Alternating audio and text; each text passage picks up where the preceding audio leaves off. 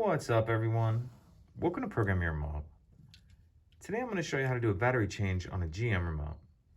As you can see, we're looking at a 3-button version here, but if you have remote start on yours, it'll be the same exact procedure. So this remote takes replacement battery CR2032. So we have our replacement battery, and then we'll also need a flathead screwdriver. And what we need to do is pop this back cover off.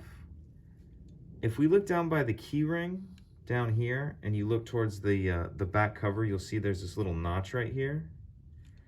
And what we want to do is just pry up on that.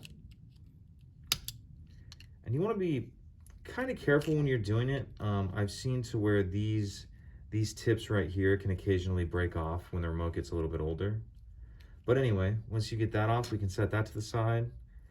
And now we can see our battery right here. I like to just use the flathead screwdriver, help get under the edge of it, like that.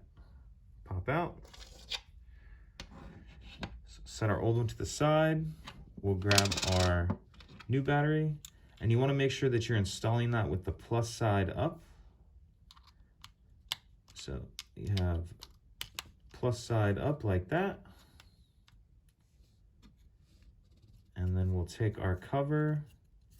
And what we want to do is the two prongs go towards the bottom, and we want to kind of hook the top on first, like that, and then push this part down.